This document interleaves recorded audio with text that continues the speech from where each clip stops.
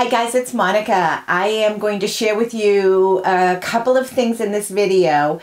And one is I've started to Derma roll my hair. I cannot believe it. I'm also going to give you a quick update on my lip balm that I've been using, the Sculpt, how I'm liking it now 2 weeks into it. But I'm also going to be sharing my vlog for the week. And I'm not one that likes to share a lot of bad news. I find YouTube to be a happy place. I like to come here and enjoy myself. So I know I've shared a couple of things like when my son had his surgery, but in general, I'm not, everyone grieves differently, and I'm not one that openly comes out with it. But I was inspired by Palm Springs Cindy's recent video on how do you deal with life events. I'm going to link her video down below, and I'm not going to talk about my past week's life events until the tail end of this video. So for those folks that, don't want to have bad news or hear depressing things, you can watch most of the video and just bypass the end, and that's okay. No worries. But I will link her channel. But I do want to tell you that I cannot believe I'm actually derma rolling my hair. I watched a video. I've watched a couple of videos on different techniques for derma rolling, but very recently, Ellie, for living, did a video on how she derma rolls her hair. And I was very intrigued, but I was also going, there's no way that's going to hurt. How do you derma roll your hair? So I watched her video a couple of times, and then I did a couple of things on Google. I searched it and all that, and I said, wow, I do believe in derma rolling, and I'm really super excited because when I do my derma rolling update, I do have some updates, finally, to share. So I was super excited about that. So this isn't going to be about the whole derma rolling process, but I will tell you that Deborah Hillard and I, we were chatting in one of my videos about derma rolling hair, and she said something like she was going to start derma rolling, and I said, geez, I'm going to do it too. And we both watched Ellie, and I'm going to link Ellie's video that day. That night, I derma rolled my hair for the first time, and I was like, it didn't hurt. I couldn't believe it. So when I finished derma rolling my hair, I put on my hair serum. And the second time I derma rolled my hair, 2 days later I think it was, and I did it right after I came out of the shower. My hair was squeaky, squeaky clean. So I derma rolled that and I put my hair serums on. So I'm going to give this a shot. I'm going to monitor very closely. I'm very religious on my hair serum, so I'm hoping that I start to see some hair regrowth. So far I've been disappointed in almost every shampoo, every product I've used for hair regrowth, but I hang in there. I hang in with my biotin, my collagen, my, what do you call that, minoxidil, little thingies you drop on your hair.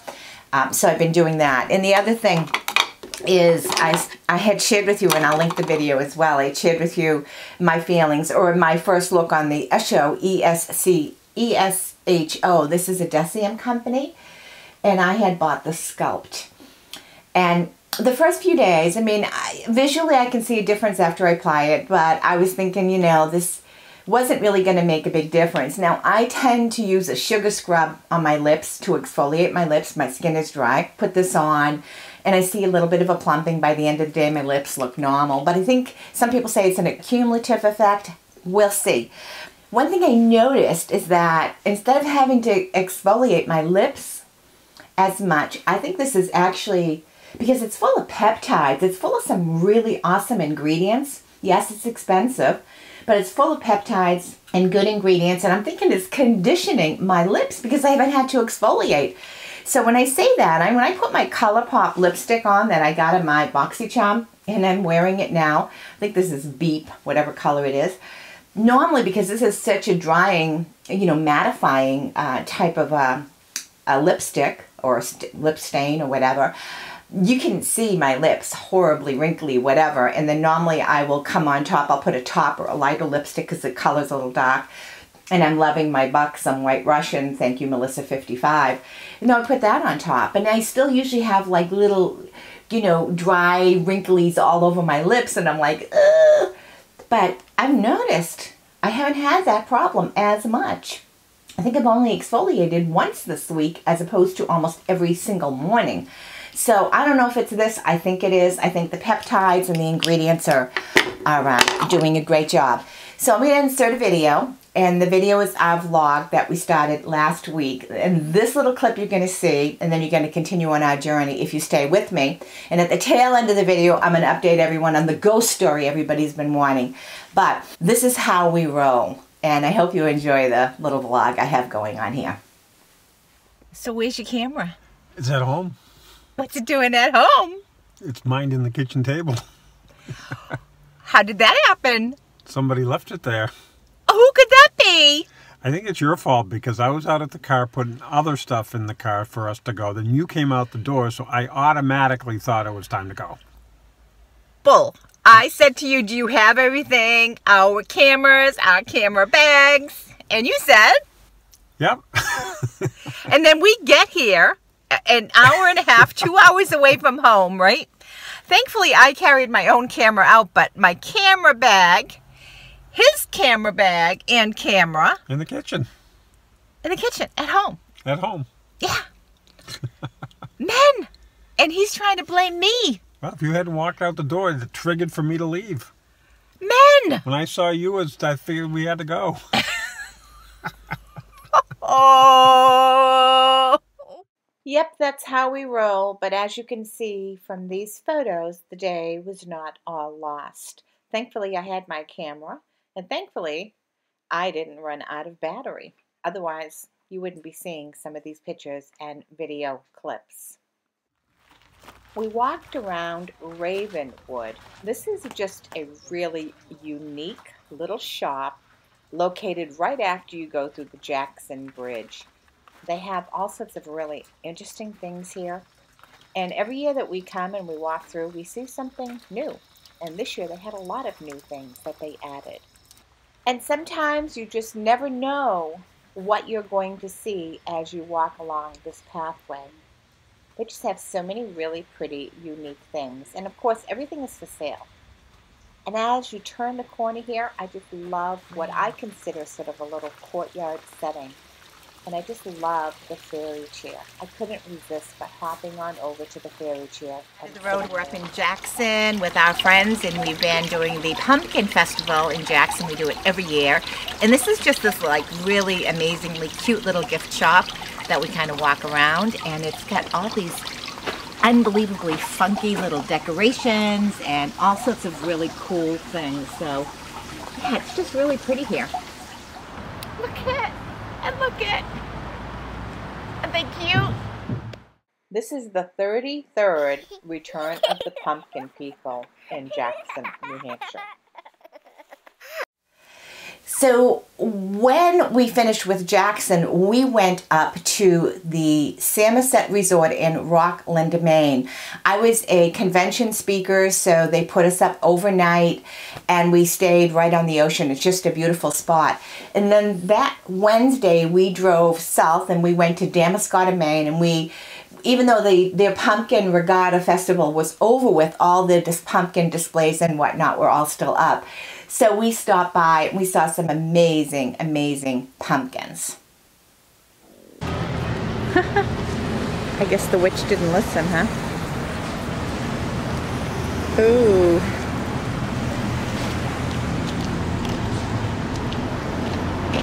I think that one is absolutely adorable.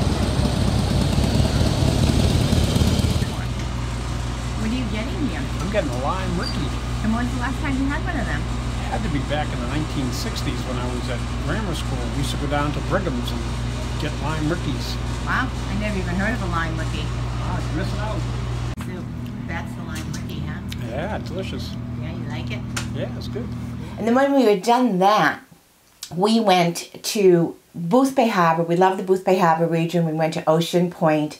And we were out in Ocean Point driving around. Jay was taking, I was shooting some videos of Jay opening up. He's got a sports card collectible channel, and he just hit 500 subscribers, so he's super excited about that. I'll link his channel too.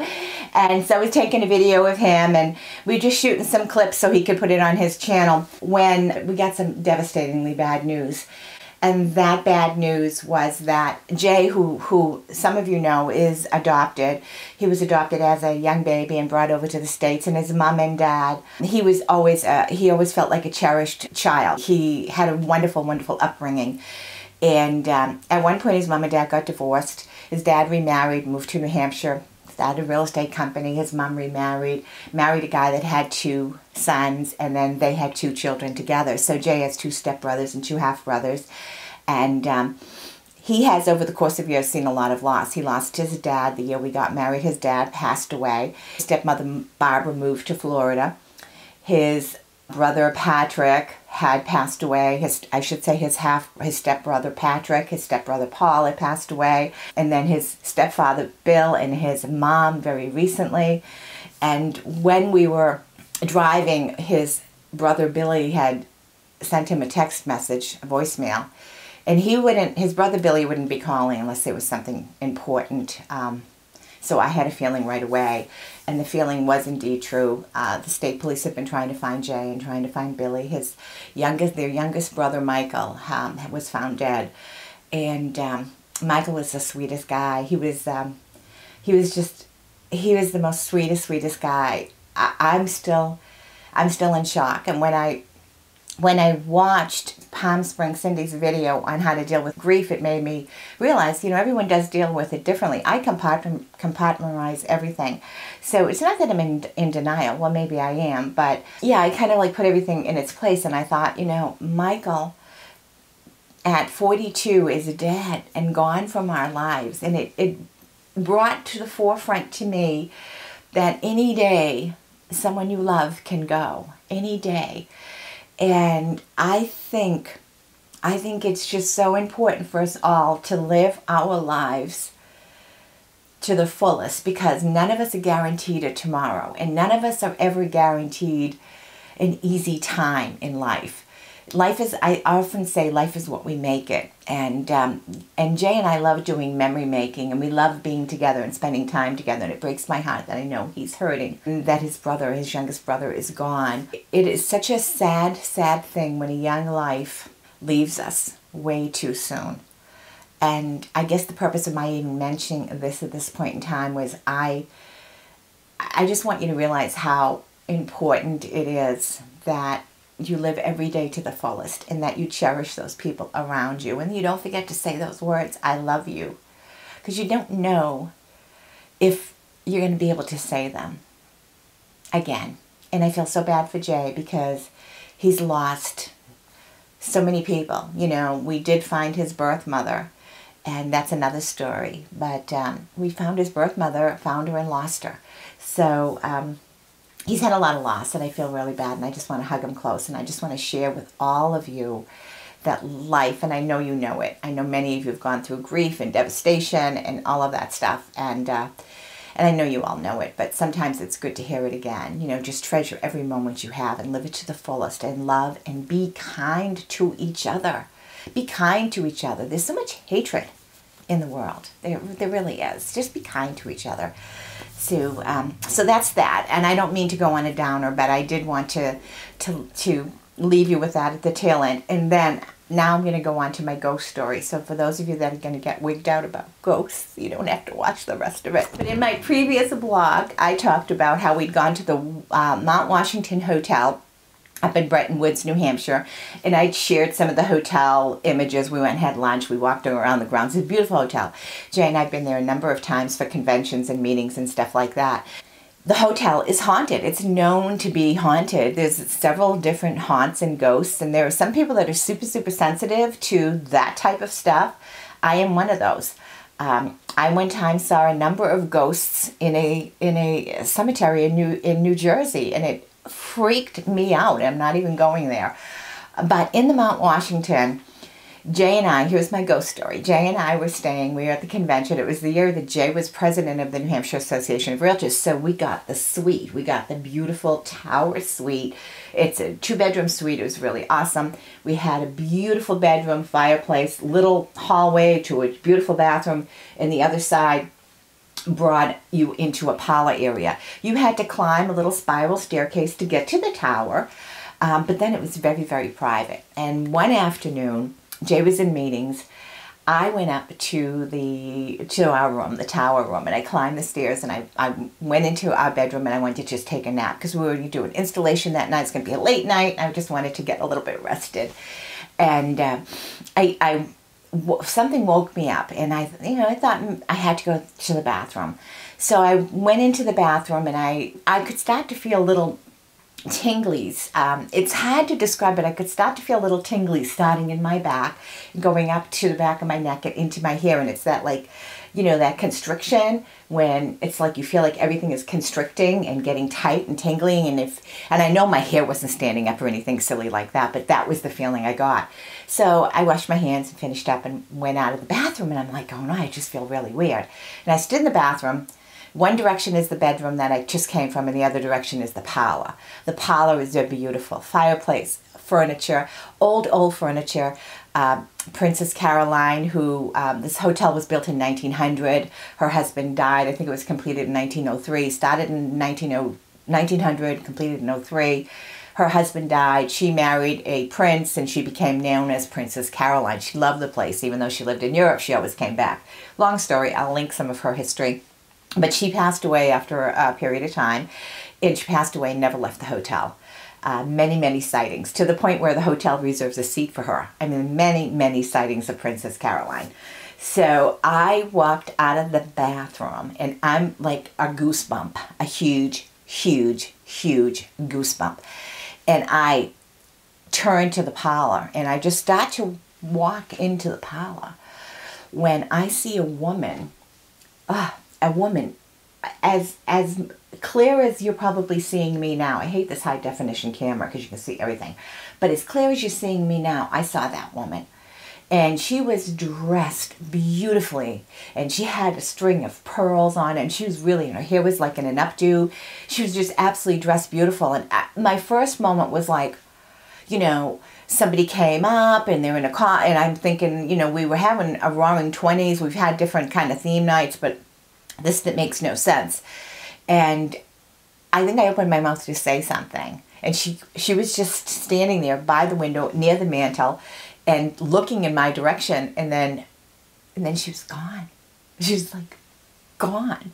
And I was like one big massive goosebump, and it scared the bejesus out of me. I didn't go back in the parlor our entire stay. I went out. I was like hyperventilating, because that was the closest in that sense that I've really been to a spirit like that. And I never saw her again. But many other people have reported sightings of her. So that's my ghost story for those of you that want it. And I put it at the tail ends for those of you that didn't want it. You didn't have to listen to it. But it was quite an interesting event. So thank you for hanging in there. I know this is a super long video for me. I like to keep my videos 10 minutes or under. I prefer 7, but half the time I can't get there. So whenever I'm like 15 minutes, I'm like, or over, I'm like, no one's going to watch it. So I understand if you don't watch it, but that's my weekly update. And I'm going shopping with my mom and sister today. So we'll see. Have a great Sunday, guys. Bye-bye.